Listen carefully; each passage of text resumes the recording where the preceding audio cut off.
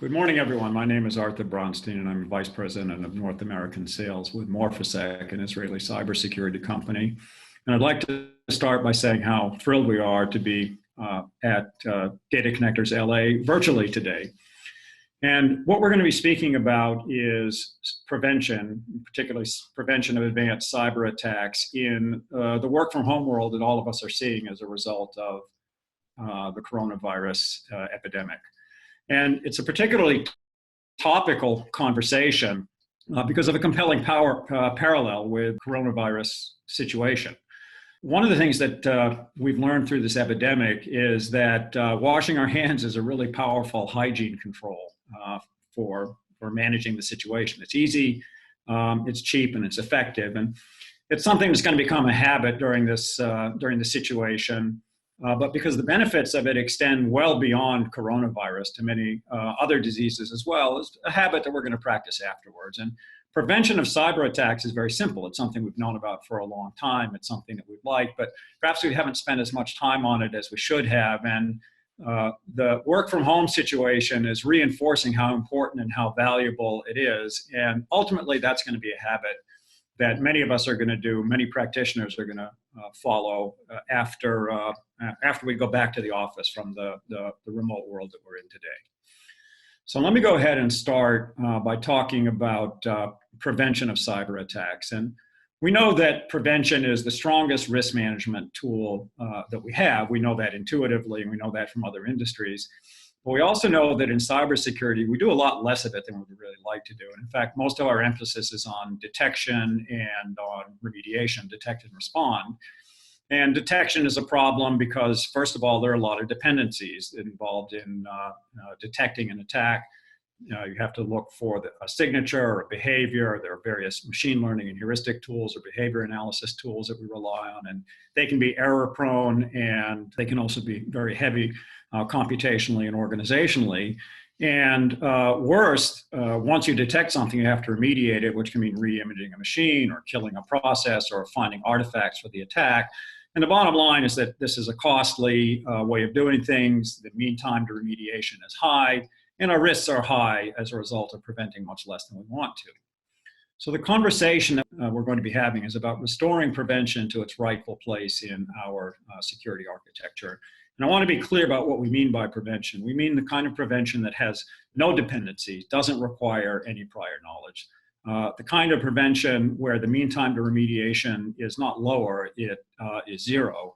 And the kind of prevention that is deterministic, where we get very high fidelity telemetry out of the system for threat analysis and threat hunting, reducing our reliance on detection and remediation, and ultimately reducing our risks and our costs. So let's start by talking from a different angle, why we don't have prevention in the first place. And ultimately, the reason comes down to the fact that our defenses are static and predictable, and attackers are dynamic and unpredictable. And so what we do in order to try to detect them is we set up various sensors. We know these as EDR and next-gen antivirus, and we have them monitor our systems. And in this model that I'm showing you here, the little circle with the dot in it represents a system resource in application memory. And ultimately, advanced attackers want to target a resource in application memory because that's how they can establish themselves and escalate privileges and mount a successful attack. And the way they go about doing this is they do reconnaissance and find ways of evading those sensors and developing a path to the resource that they're going to exploit. And we're trying to detect them all the time that they're doing this, and our defenses are ultimately reactive. So in thinking in terms of a paradigm, how do we change this? How do we make this work for us? Well, if predictable static defense is a bad thing, then maybe an unpredictable and dynamic defense is a good thing. And in fact, that's exactly the essence of moving target defense, because what we do is we take that system resource that we showed you in the middle there, move that to an unknown and unpredictable location. So the attack's reconnaissance is completely useless. It has no awareness of where the resource it needs to exploit is.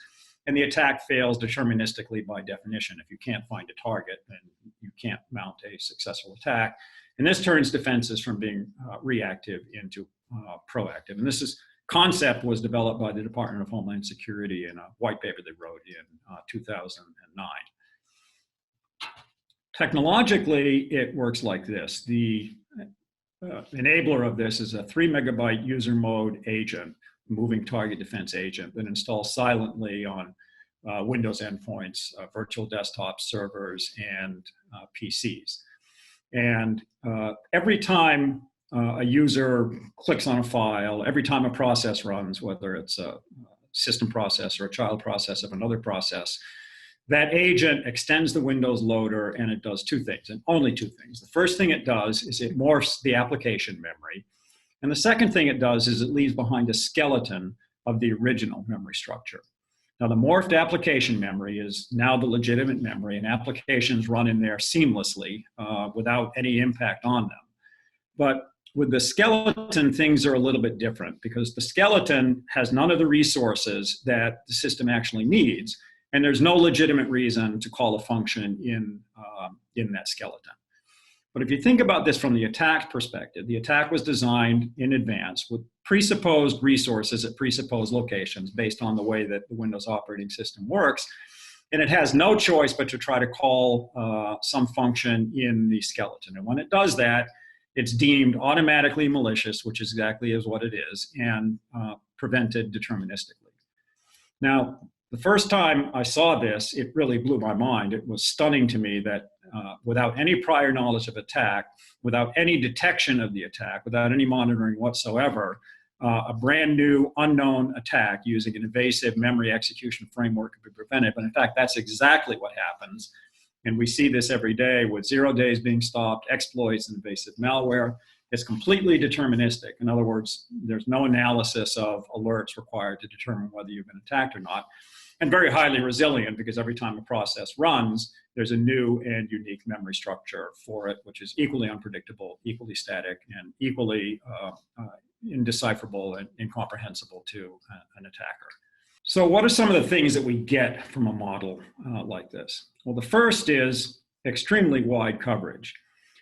An attack is not like somebody hitting you on the head with a stick. It's not a one-time event. An attack can be developed from various different vectors. You see here physical, web, network, or downloads. And it's in fact a cycle of events, a chain of events, a kill chain, ranging from the infiltration stage of an attack to pre-execution to execution. And at some point or multiple points in this chain, this attack has to execute in memory. It has to evade your defenses and has to execute in memory. And it knows, attackers know, that in order for antivirus and EDR tools to detect them, they have to know the what, the where, and the when of the attack with essentially 100% accuracy every time. And what attackers do is they manipulate these variables and change them to fool your defenses. Moving target defense is not fooled by these. The essence of moving target defense is that it stops anything which has that combination of evasion and memory execution, regardless of the vector and regardless of the stage of the attack, broadening its coverage and also simplifying the prevention of the attacks.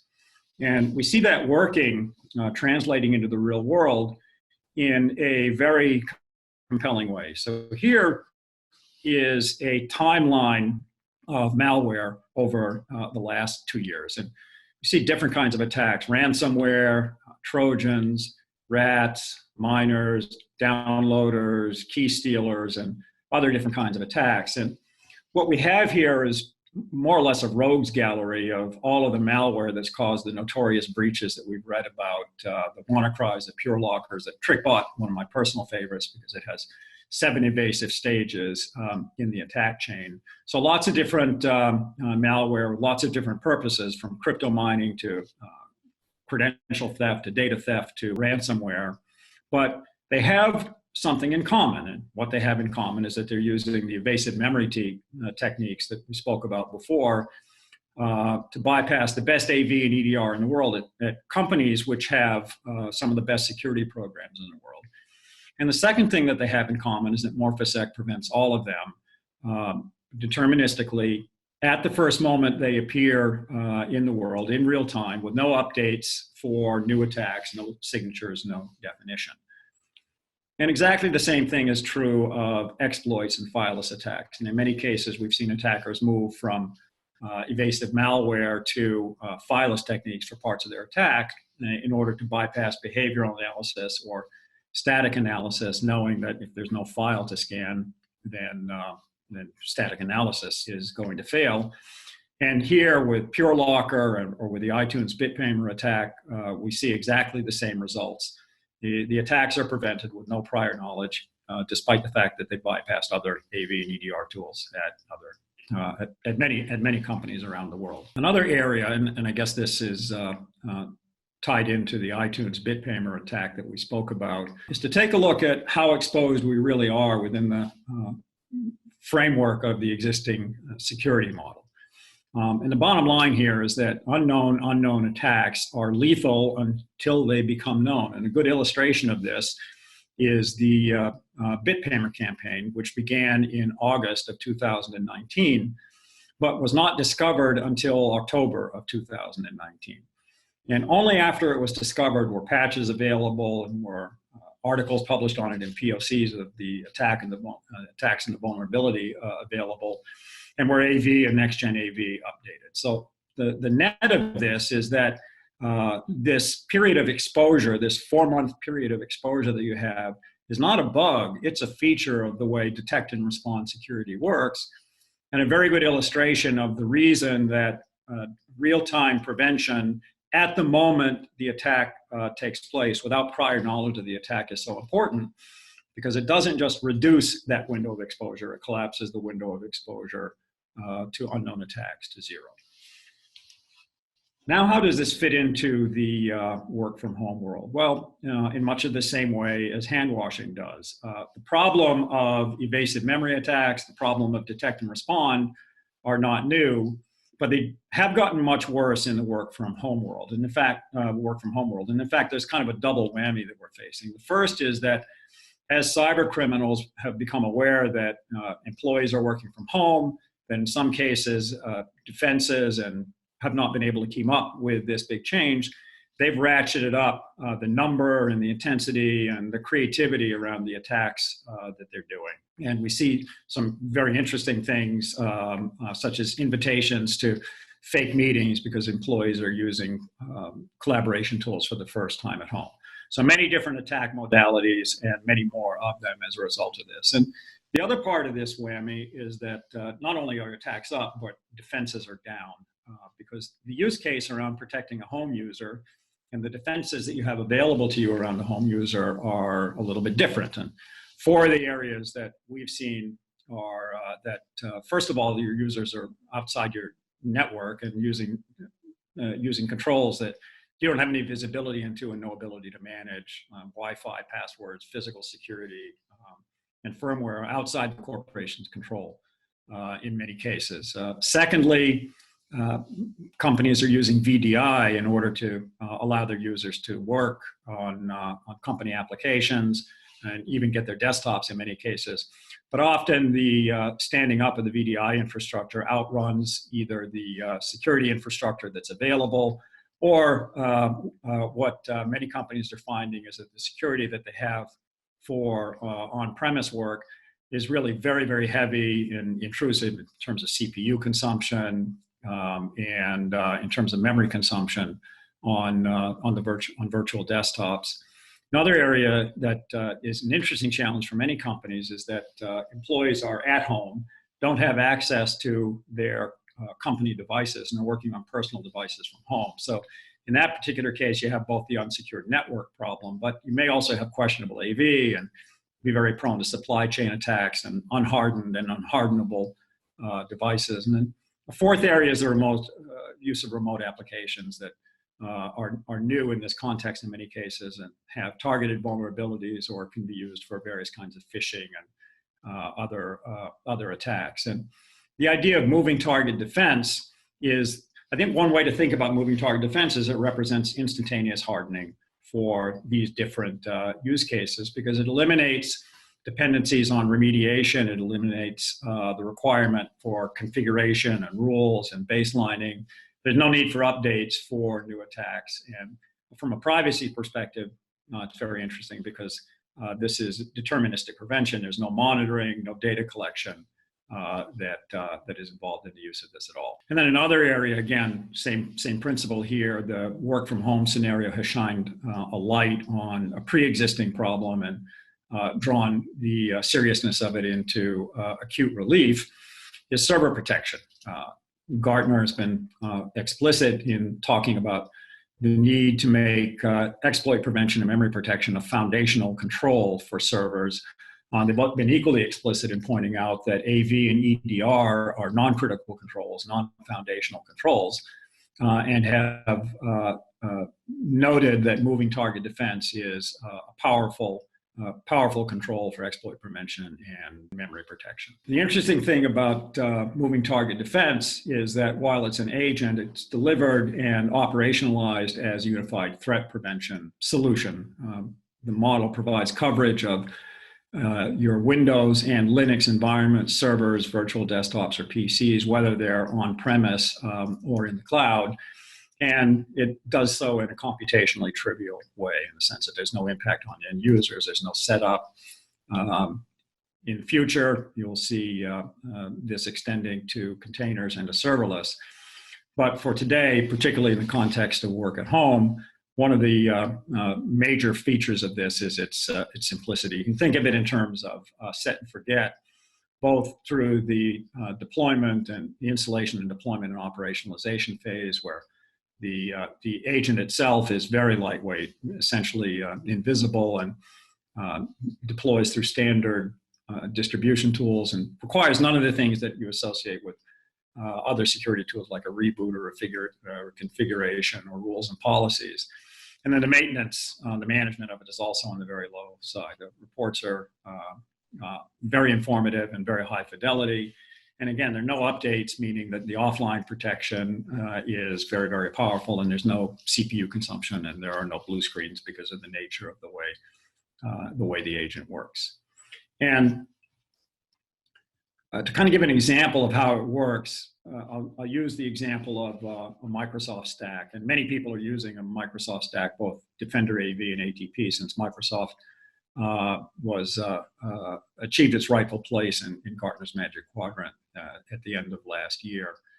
And in this model, I mean, it could be any AV, it could be any EDR, but in this case, we're showing Defender AV, Defender ATP. The AV protects against known attacks, and it's updated every time it becomes aware of an attack, and will then detect that attack. And the EDR tool is great for analysis and threat hunting and remediation purposes. And in a stack like this, moving target defense from Morphisec fills in that gap of unknown attacks, unknown unknowns, the evasive memory attacks that are responsible for so much damage. And what this does is enable a single agent protection stack in the context of Defender AV that handles the known attacks, and then the moving target defense deals with fileless attacks and evasive malware and exploits and so on. The advanced attacks, which represent about 80% of breach risk. And by addressing this 80% with a single agent in a very simple way, you lower your TCO and you raise your operational efficiency. You still have AV for dealing with known attacks and for non-memory attacks. And in addition, in a Windows 7 and Windows 8 world, if there is it serves as a compensating control for PCI and HIPAA compliance, which require patching of software where patches may not be available anymore. To summarize, this is how prevention works in a cybersecurity context. It's the hand washing of cybersecurity. It's simple, it's easy, it's incredibly effective. We all know that we like prevention, and it's so powerful that we're going to be compelled to use it more and more after the sort of work from home scenario that many of us are in today ends. And the benefits that we see flowing from this are, first of all, risk reduction, and everything in security is about risk reduction at the end of the day through proactive prevention of fileless attacks and exploits and other evasive memory attacks, which are the most dangerous sorts of attacks. A second area is around operational savings, which flow from the very rapid time to value. In fact, its time to value is essentially instantaneous. The simple set and forget nature of the product, the reduced cost of the stack as a whole by, in those cases where companies move to a single agent, and then the powerful information that security teams have for working with this. And then finally, maybe the most important area is the business enablement, which is measured in terms of operational continuity or business continuity, data protection, and ultimately user productivity. Both end users and security practitioners can focus on other more high value jobs and responsibilities than trying to parse the latest attack or reimage PCs or hunt for artifacts and so on. I would like to thank you very much for your time and attention. This has been a great opportunity to share with you both how prevention can, in real time, can work in the real world, and also how it supports the work and home requirements that many of us are facing, and will continue to support us afterwards. We're available for questions. We hope you chat them to us. I hope you visit our virtual booth. We'll be on standby the whole day. Looking forward to meeting you. Thank you very much.